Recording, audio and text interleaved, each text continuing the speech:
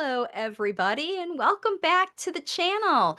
My name is Marcy Melzer. I'm an intuitive speech language pathologist and natural language facilitation coach and consultant. And you're listening to the Language Facilitation Helpline podcast or the Waves of Communication YouTube channel. So, welcome today.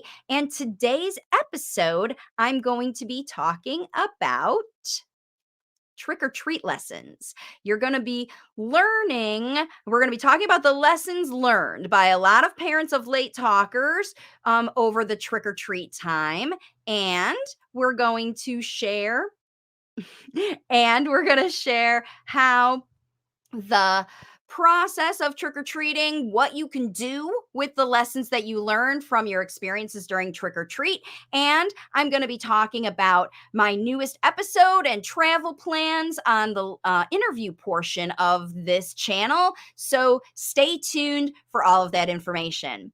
All right, let's get started right now with these trick or treat lessons. So, if you have a late talking child and you celebrate Halloween, I'm recording this on the 1st of November and it is the day after. How did your Halloween experience go with your late talker? I know that I have put out information and videos about Halloween prep, but maybe if you didn't get that Halloween prep done, you got a second chance to experience and learn from Halloween experiences, trick or treat experiences. So, one of the first lessons that was learned by parents was that their kids were not able to say trick or treat. They couldn't say those words. And so the idea of going door after door after door after door to say trick or treat was not in the cards for their child.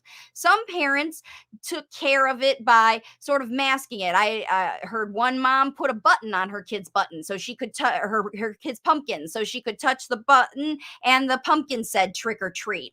I had other parents who taught their kids to use at least tones, things like that, however they could get them out. But a lot of kids could not say the words trick or treat, and their parents used other ways. And I don't know what happened.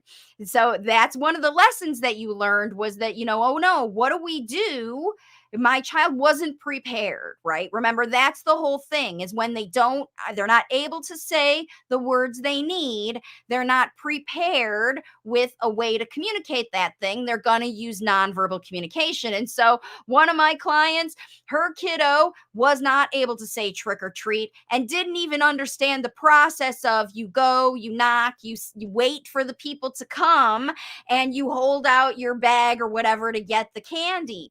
They didn't even know that part of it. They hadn't really practiced. So every single house, this child was trying to steal the whole bowl of candy or sweets that the people had. And they didn't understand, this late talker didn't understand the process. And so the mom experienced meltdowns. And every single time they had to say, no, you can't have all this candy. And it's okay. We're going to another house. There was too much trauma and excitement and sugar going on during this trick or treat experience. So it got out of hand fast, right?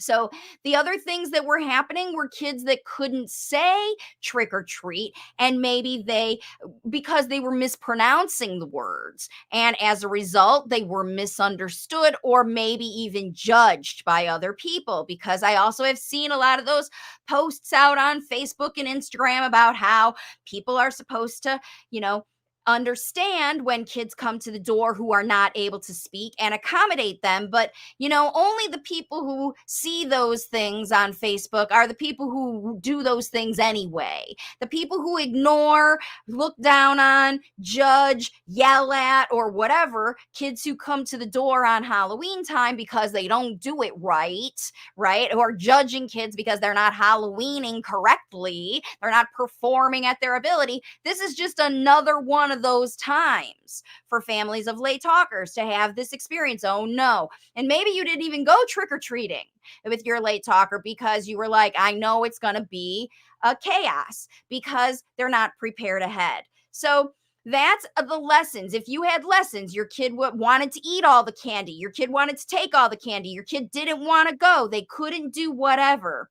These are the lessons that you can learn from and use forward. So, my recommendation is to really process this experience, everybody. What were the lessons that you learned? What was your child unprepared for? Where could they have used more training or experience or practice to be able to make that experience better?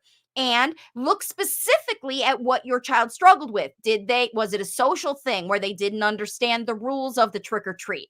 Was it a speech thing where they couldn't say the words and they didn't have another button or a gesture or something like that to use? Because remember, these are the ways we help late talkers every day use functional communication that other people can understand. If they're using a sign or a picture or something like that to help them get through an environment, those are accommodations. They don't necessarily replace speech forever, but they replace speech in that situation. That's why picture systems and stuff are used at schools more regularly than they are at home, because they're necessary for the child to survive in the environment, not necessarily for the child to speak, but it's just to get through. And trick or treat is one of those experiences. All these holiday gatherings are going to be that for you with your late talker. And we're getting geared up. This is Halloween, the beginning of holiday season, certainly here in the United States. Now, this month, we've got Thanksgiving coming up, and there's going to be family gatherings where your child's going to be expected to communicate things and participate with things. Then you're going to have your next holidays, whatever you celebrate in December, if it's Christmas or Kwanzaa or Hanukkah or whatever the holiday that you experience in Christmas in your family. What you want to do is you want to use the lessons learned from trick or treat to make these future experiences better for your late talker. So again, if they struggled with the pronunciation, knowing the right words, or the social experiences, these are the focus things that you need to move into now in your language facilitation. And what's cool is in my new guide, there is, and on the website, on the YouTube channel, there is a whole playlist full of seasonal language facilitation activities. There's a whole playlist. There's 20 plus videos in that playlist alone. So whatever holiday is coming up for you, it doesn't matter when you watch this video, the lessons you learned from the previous holiday are what you take into the next one. And so, starting now, we've got November at the end of the month. It's weeks away. Now you've got 4 weeks before the next holiday to train these things and plan ahead and use your language facilitation time so that you realize that you did learn your lessons and you don't repeat them over and over, because you're going to repeat these same lessons that you learned. My child is struggling with this. They need more training in that. I didn't support them in this way, or they need more supports in another way. Those lessons you learned about your language facilitation situation is what you need to change the next experience. And that's what we do. In fact, in the workbook, you do this every single day, right? If you're doing a daily activity and on day Monday, it was a real struggle, and you learned from that experience on Monday what the struggle was. On Tuesday, you make the experience a little bit different. On Wednesday, you make the experience a little bit different. Literally by Friday, or you do it 7 days, now you know what works and what doesn't. And then you double down, and over the next 2 weeks, you only do what works and not what doesn't. You give your child extra training and support for the skills that they were lacking to be successful in the previous experience, so that the next experience shows up, they're ready to go. This is how you use frustrating experiences to make your progress, basically. Use them. So that's the idea about this. Now, The next thing that I want to talk about on the channel is the plans moving forward. So, I am going to be traveling. This is the first trip of many coming up. Right now, I'm going to Australia and I'm meeting with families in 3 cities in Australia. And we're going to be doing language facilitation on location, in public places, on transportation. I'm going to be giving a lot more details and examples of how language facilitation looks as I coach families in the wild. I wanted to almost say in the world, because we're going to experience things as they come. If we have problems, we'll work through them. If we have good times, we'll work through them. But the idea is functional spoken language for all the reasons we need it. And as I get out into the world, Australia is just the first country. I'm heading to Asia and the Middle East. So stay tuned because I'm going to be potentially coming to your town and you can join me in a public place. So the first one that you're going to be able to join me publicly is in Australia. So if you are interested in joining me, that's when you want to go to the description of this video and there's a link if you're interested in joining me on any of my meetups. And that's where you're going to find how to connect with me and so that you don't miss me for the meetup and you can join me because what we're going to be doing is meeting in public places and I'm going to meet you and your kids and we're going to use the experience of the public place. So in Melbourne, we're going to the aquarium. In Brisbane, we're going to the koala sanctuary. So there's lots of really great things that you can do in the community, even on public transport. So we're going to be riding the trains and the ferries, and I'm even going to be on an airplane for a long, long time, recording content for you. So definitely stay tuned to the channel. And then my next episode that we're going to be doing is going to be really, really exciting. You're going to be seeing interviews now moving forward with parents and practitioners who have been working with late talkers and really made improvement. Now, I know I've been doing lots of other interviews with other practitioners with mindset work and things like that, but what I really want everybody to understand on the channel moving forward is when we see real examples from real people doing it, that lets you remind you that if they can do it, you can do it too. And the parents that I'm talking to are kids with not just simple issues. These are kids with real diagnoses that have had real situations, and the public systems have failed them in one way or another. And language facilitation, natural, spoken, intuitive language facilitation, is helping these families see improvement with these kids in weeks. I've not seen anybody yet who hasn't elevated at least one level in 6 weeks' time.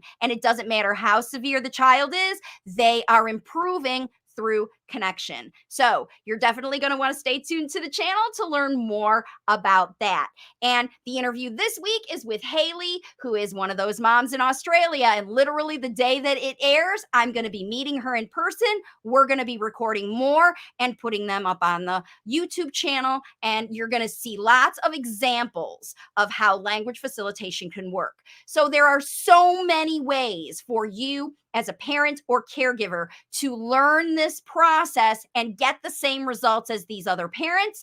And I'm going to remind you about those options right now. The first thing is my memberships. So on YouTube, there's memberships, and I also have a big time membership on my platform for community coaching situations where it's your first opportunity to connect with me personally and get guidance about your personal situation. And you can click that join button right here on YouTube to find out how to join me in a membership. Now, if you just want to stay connected and learn and make sure all these new things and you're alerted to everything new that goes up on the channel, that's when you want to sign up for my newsletter. And this you do right in the description of this video. You're going to see a link to head over to my website and sign up for the newsletter, because the newsletter is going to remind you every week about the videos that I've put up. So even if you've got your notifications on, you might not have that bell thing going, or you've subscribed, but you don't have the bell thing going. Now you're going to be alerted. You're going to be able to see all of the new trainings that I'm releasing for the public in your email box every week. So definitely sign up for the newsletter if you are a language facilitator. And then, of course, is my guide. You're going to want to really check out this ultimate resource guide. Again, the link is in the description. And this is like a mini course in your pocket. You go to the section of the issue that you're trying to facilitate, you read a little bit about it, then you go straight, click the link right there in the e-guide and go straight to the video on YouTube that you can access to, yeah, see everything that is available. So thank you so much for joining me on this video. I really appreciate you to listen and join into my audio on my podcast. Your time is super valuable, and I know that there are lots and lots of choices for parents of kids who aren't talking yet. And I want to make language facilitation super easy and accessible for you. So thanks again for listening today. Make sure you take advantage of all of these things I've got going, and I'll see you all in the next one. Bye for now.